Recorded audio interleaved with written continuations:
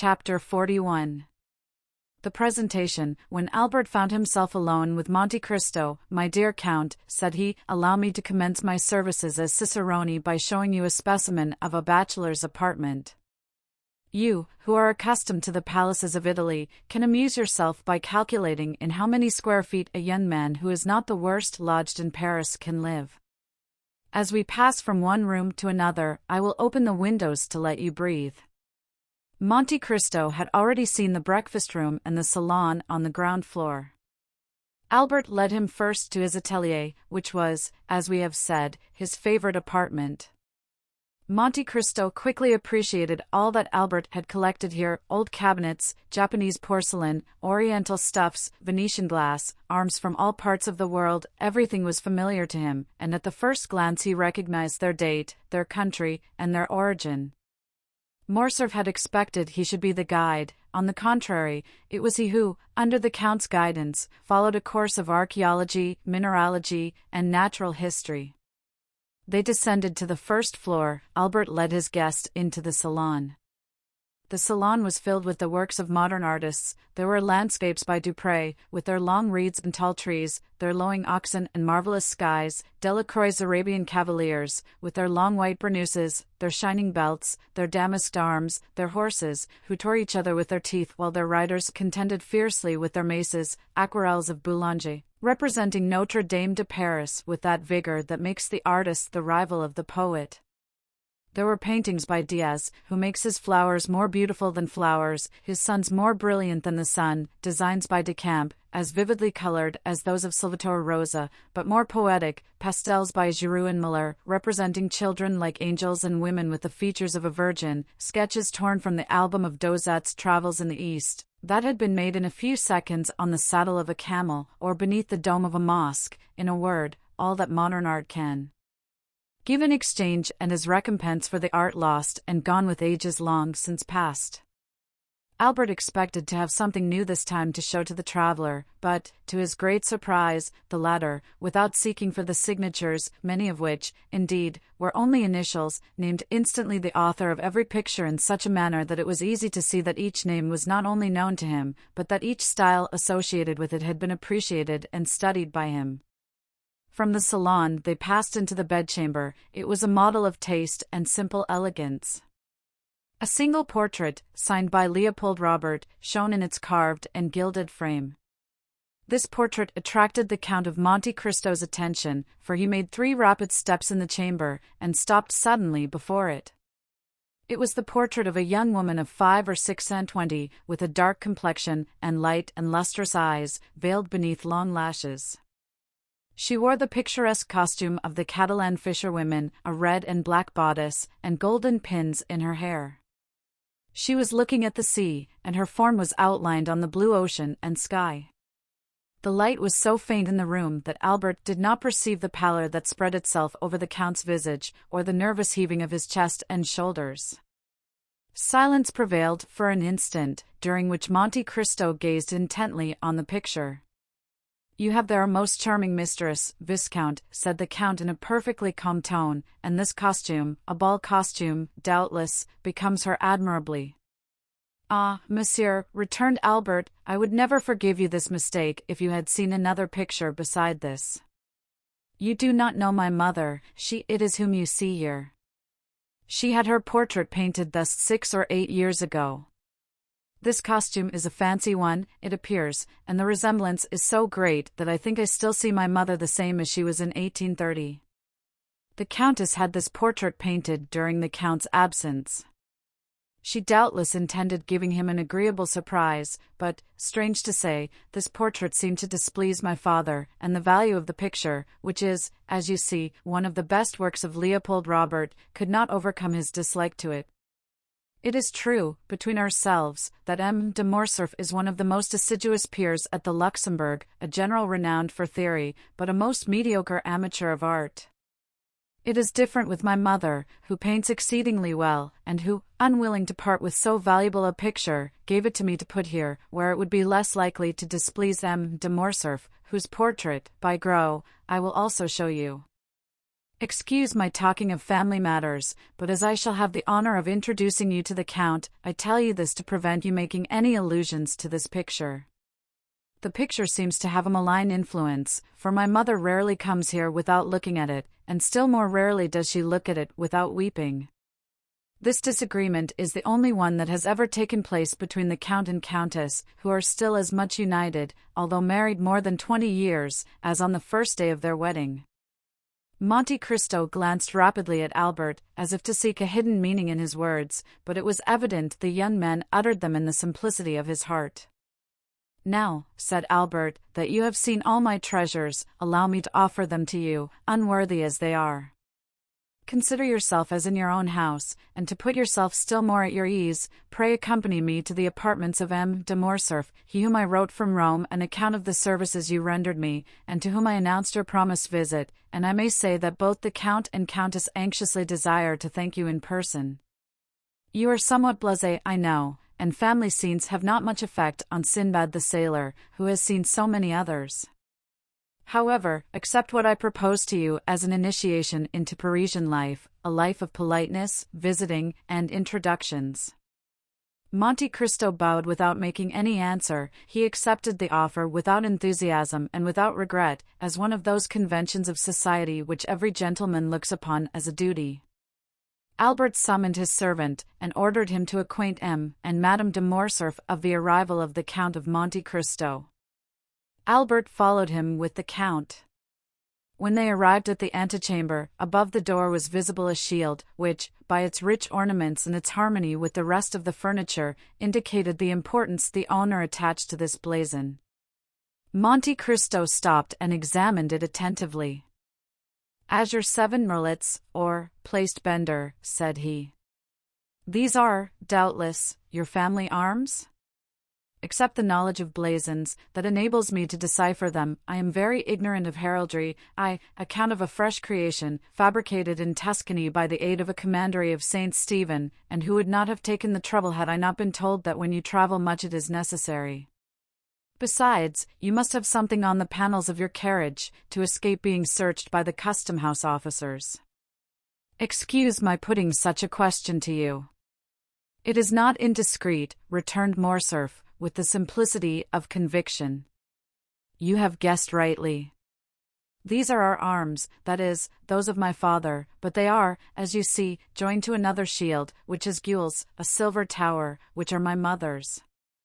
By her side I am Spanish, but the family of Morcerf is French, and, I have heard, one of the oldest of the south of France." "Yes," replied Monte Cristo, "these blazons prove that. Almost all the armed pilgrims that went to the Holy Land took for their arms either a cross, in honor of their mission, or birds of passage, in sign of the long voyage they were about to undertake, and which they hoped to accomplish on the wings of faith. One of your ancestors had joined the Crusades, and supposing it to be only that of St. Louis, that makes you mount to the 13th century, which is tolerably ancient."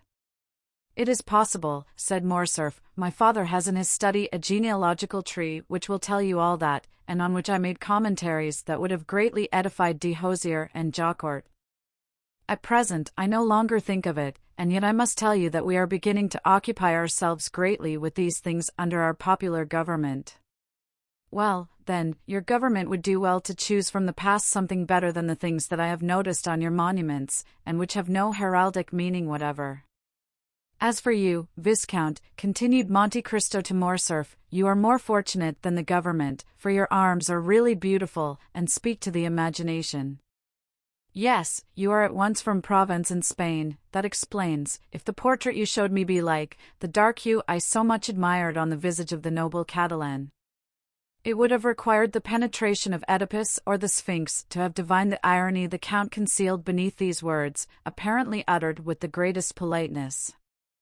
Morcerf thanked him with a smile, and pushed open the door above which were his arms, and which, as we have said, opened into the salon. In the most conspicuous part of the salon was another portrait. It was that of a man, from 5 to 38, in the uniform of a general officer, wearing the double epaulet of heavy bullion that indicates superior rank, the ribbon of the Legion of Honor around his neck, which showed he was a commander, and on the right breast, the star of a Grand Officer of the Order of the Saviour, and on the left that of the Grand Cross of Charles III. Which proved that the person represented by the picture had served in the wars of Greece and Spain, or, what was just the same thing as regarded decorations, had fulfilled some diplomatic mission in the two countries. Monte Cristo was engaged in examining this portrait with no less care than he had bestowed upon the other, when another door opened, and he found himself opposite to the Count of Morcerf in person. He was a man of 40 to 45 years, but he seemed at least 50, and his black mustache and eyebrows contrasted strangely with his almost white hair, which was cut short, in the military fashion. He was dressed in plain clothes, and wore at his buttonhole the ribbons of the different orders to which he belonged. He entered with a tolerably dignified step, and some little haste. Monte Cristo saw him advance towards him without making a single step. It seemed as if his feet were rooted to the ground, and his eyes on the Count of Morcerf.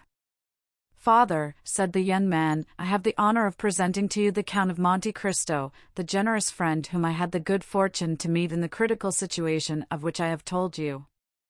"You are most welcome, monsieur," said the Count of Morcerf, saluting Monte Cristo with a smile, "and monsieur has rendered our house, in preserving its only heir, a service which ensures him our eternal gratitude."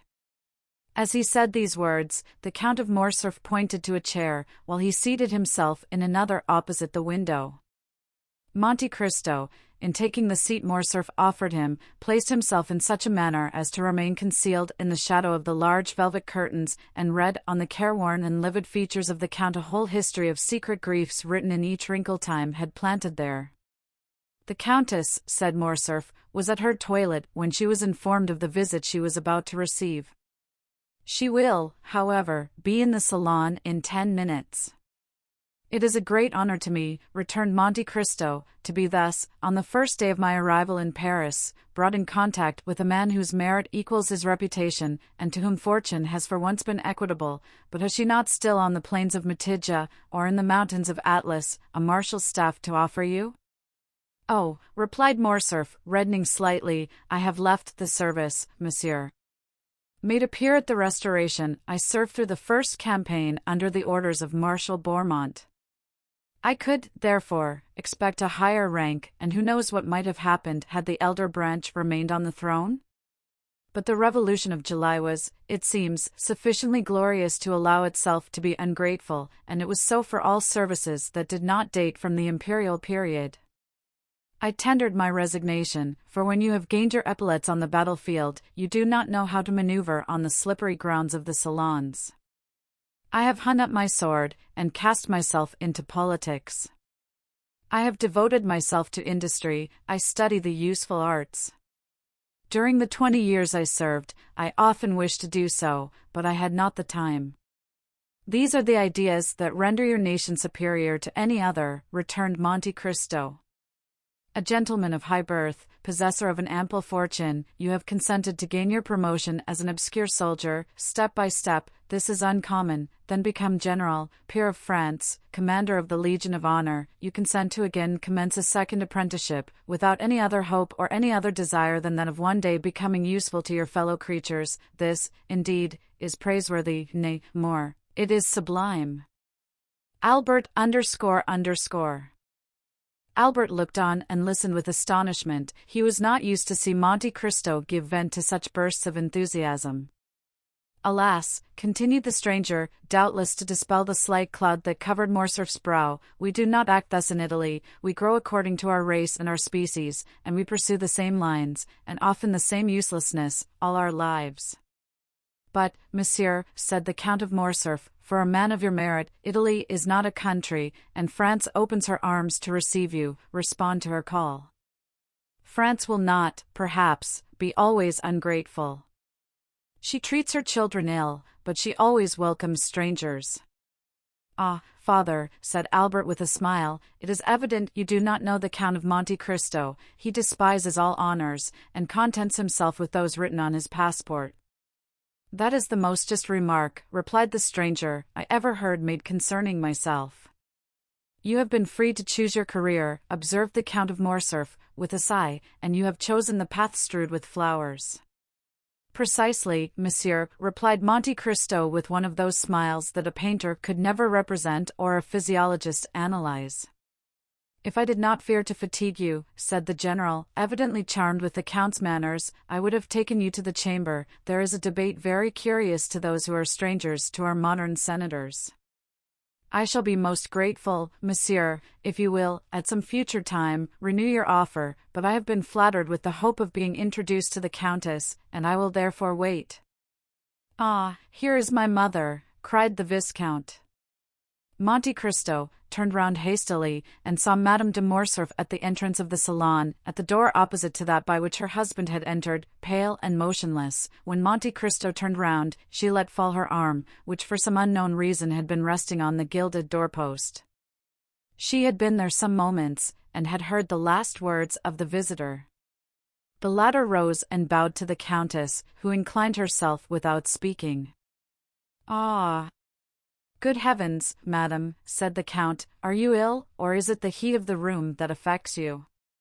Are you ill, mother? Cried the Viscount, springing towards her. She thanked them both with a smile. No, returned she, but I feel some emotion on seeing, for the first time, the man without whose intervention we should have been in tears and desolation. Monsieur, continued the Countess, advancing with the majesty of a queen, I owe to you the life of my son, and for this I bless you. Now, I thank you for the pleasure you give me in thus affording me the opportunity of thanking you as I have blessed you, from the bottom of my heart. The Count bowed again, but lower than before. He was even paler than Mercédès. Madam, said he, the Count and yourself recompense too generously a simple action. To save a man, to spare a father's feelings, or a mother's sensibility, is not to do a good action, but a simple deed of humanity. At these words, uttered with the most exquisite sweetness and politeness, Madame de Morcerf replied, It is very fortunate for my son, monsieur, that he found such a friend, and I thank God that things are thus. And Mercédès raised her fine eyes to heaven with so fervent an expression of gratitude, that the Count fancied he saw tears in them. M. de Morcerf approached her. Madam, said he, I have already made my excuses to the Count for quitting him, and I pray you to do so also. The sitting commences at 2, it is now 3, and I am to speak. Go, then, and monsieur and I will strive our best to forget your absence, replied the Countess, with the same tone of deep feeling. Monsieur, continued she, turning to Monte Cristo, will you do us the honor of passing the rest of the day with us? Believe me, madam, I feel most grateful for your kindness, but I got out of my traveling carriage at your door this morning, and I am ignorant how I am installed in Paris, which I scarcely know. This is but a trifling inquietude, I know, but one that may be appreciated. We shall have the pleasure another time, said the Countess. You promise that? Monte Cristo inclined himself without answering, but the gesture might pass for assent. I will not detain you, monsieur, continued the Countess. I would not have our gratitude become indiscreet or importunate. My dear Count, said Albert, I will endeavor to return your politeness at Rome, and place my coupe at your disposal until your own be ready. 1,000 thanks for your kindness, Viscount, returned the Count of Monte Cristo, but I suppose that M. Bertuccio has suitably employed the 4 hours and a half I have given him, and that I shall find a carriage of some sort ready at the door. Albert was used to the Count's manner of proceeding. He knew that, like Nero, he was in search of the impossible, and nothing astonished him, but wishing to judge with his own eyes how far the Count's orders had been executed, he accompanied him to the door of the house. Monte Cristo was not deceived.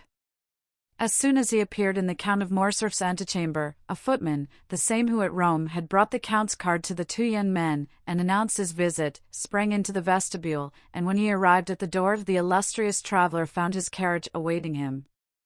It was a coupe of Kohler's building, and with horses and harness for which Drake had, to the knowledge of all the lions of Paris, refused on the previous day 700 guineas. Monsieur, said the Count to Albert, I do not ask you to accompany me to my house, as I can only show you a habitation fitted up in a hurry, and I have, as you know, a reputation to keep up as regards not being taken by surprise. Give me, therefore, one more day before I invite you. I shall then be certain not to fail in my hospitality. If you ask me for a day, Count, I know what to anticipate. It will not be a house I shall see, but a palace. You have decidedly some genius at your control. Ma foi, spread that idea, replied the Count of Monte Cristo, putting his foot on the velvet-lined steps of his splendid carriage, and that will be worth something to me among the ladies. As he spoke, he sprang into the vehicle. The door was closed, but not so rapidly that Monte Cristo failed to perceive the almost imperceptible movement which stirred the curtains of the apartment in which he had left Madame de Morcerf.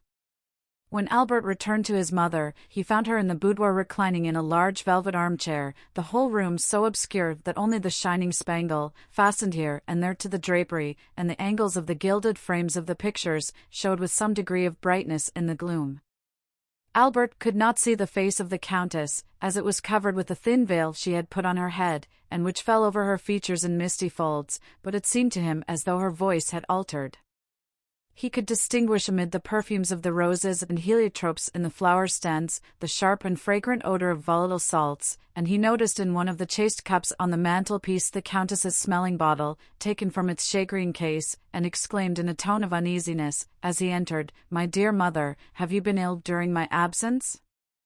"No, no, Albert, but you know these roses, tuberoses, and orange flowers throw out at first, before one is used to them, such violent perfumes." "Then, my dear mother," said Albert, putting his hand to the bell, "they must be taken into the antechamber." "You are really ill, and just now were so pale as you came into the room. Was I pale, Albert?" "Yes, a pallor that suits you admirably, mother, but which did not the less alarm my father and myself." "Did your father speak of it?" inquired Mercédès eagerly. "No, madam, but do you not remember that he spoke of the fact to you?" "Yes, I do remember," replied the Countess. A servant entered, summoned by Albert's ring of the bell. "Take these flowers into the anteroom or dressing-room," said the Viscount, "they make the Countess ill." The footman obeyed his orders. A long pause ensued, which lasted until all the flowers were removed. "What is this name of Monte Cristo?" inquired the Countess, when the servant had taken away the last vase of flowers. "Is it a family name, or the name of the estate, or a simple title?" "I believe, mother, it is merely a title. The Count purchased an island in the Tuscan archipelago, and, as he told you today, has founded a commandery. You know the same thing was done for Saint Stephen of Florence, Saint George Constantinian of Parma, and even for the Order of Malta. Except this, he has no pretension to nobility, and calls himself a chance count, although the general opinion at Rome is that the Count is a man of very high distinction." "His manners are admirable," said the Countess, "at least, as far as I could judge in the few minutes he remained here." "They are perfect, mother, so perfect, that they surpass by far all I have known in the leading aristocracy of the three proudest nobilities of Europe, the English, the Spanish, and the German." The Countess paused a moment, then, after a slight hesitation, she resumed. "You have seen, my dear Albert, I ask the question as a mother, you have seen M. de Monte Cristo in his house, you are quick-sighted, have much knowledge of the world, more tact than is usual at your age. Do you think the Count is really what he appears to be?" "What does he appear to be?" "Why, you have just said, a man of high distinction." "I told you, my dear mother, he was esteemed such." "But what is your own opinion, Albert?" "I must tell you that I have not come to any decided opinion respecting him, but I think him a Maltese. I do not ask you of his origin, but what he is." "Ah! What he is, that is quite another thing. I have seen so many remarkable things in him, that if you would have me really say what I think, I shall reply that I really do look upon him as one of Byron's heroes, whom misery has marked with a fatal brand, some Manfred, some Lara, some Werner, one of those wrecks, as it were, of some ancient family, who, disinherited of their patrimony, have achieved one by the force of their adventurous genius, which has placed them above the laws of society. I say that Monte Cristo is an island in the midst of the Mediterranean, without inhabitants or garrison, the resort of smugglers of all nations, and pirates of every flag. Who knows whether or not these industrious worthies do not pay to their feudal lord some dues for his protection? That is possible, said the Countess, reflecting. Never mind, continued the young man, smuggler or not, you must agree, mother dear, as you have seen him, that the Count of Monte Cristo is a remarkable man, who will have the greatest success in the salons of Paris. Why, this very morning, in my rooms, he made his entrée amongst us by striking every man of us with amazement, not even excepting Chateau Renaud. And what do you suppose is the Count's age? Inquired Mercedes, evidently attaching great importance to this question. 35 or 36, mother.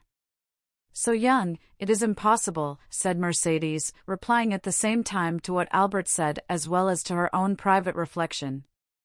It is the truth, however. 3 or 4 times he has said to me, and certainly without the slightest premeditation, at such a period I was 5 years old, at another 10 years old, at another 12, and I, induced by curiosity, which kept me alive to these details, have compared the dates, and never found him inaccurate. The age of this singular man, who is of no age, is then, I am certain, 35.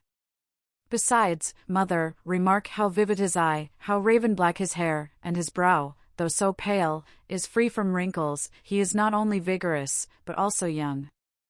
The Countess bent her head, as if beneath a heavy wave of bitter thoughts. And has this man displayed a friendship for you, Albert? She asked, with a nervous shudder. I am inclined to think so. And do you like him? Why, he pleases me in spite of Franz d'Épinay, who tries to convince me that he is a being returned from the other world. The Countess shuddered. Albert, she said, in a voice which was altered by emotion, I have always put you on your guard against new acquaintances. Now you are a man, and are able to give me advice, yet I repeat to you, Albert, be prudent. Why, my dear mother, it is necessary, in order to make your advice turn to account, that I should know beforehand what I have to distrust. The Count never plays, he only drinks pure water tinged with a little sherry, and is so rich that he cannot, without intending to laugh at me, try to borrow money. What, then, have I to fear from him? You are right, said the Countess, and my fears are weakness, especially when directed against a man who has saved your life. How did your father receive him, Albert? It is necessary that we should be more than complaisant to the Count. M. de Morcerf is sometimes occupied, his business makes him reflective, and he might, without intending it, nothing could be in better taste than my father's demeanor, madam, said Albert, nay, more, he seemed greatly flattered at 2 or 3 compliments which the Count very skilfully and agreeably paid him with as much ease as if he had known him these 30 years. Each of these little tickling arrows must have pleased my father, added Albert with a laugh. And thus they parted the best possible friends, and M. de Morcerf even wished to take him to the chamber to hear the speakers. The Countess made no reply. She fell into so deep a reverie that her eyes gradually closed. The young man, standing up before her, gazed upon her with that filial affection which is so tender and endearing with children whose mothers are still young and handsome. Then, after seeing her eyes closed, and hearing her breathe gently, he believed she had dropped asleep, and left the apartment on tiptoe, closing the door after him with the utmost precaution. This devil of a fellow, he muttered, shaking his head, I said at the time he would create a sensation here, and I measure his effect by an infallible thermometer. My mother has noticed him, and he must therefore, perforce, be remarkable.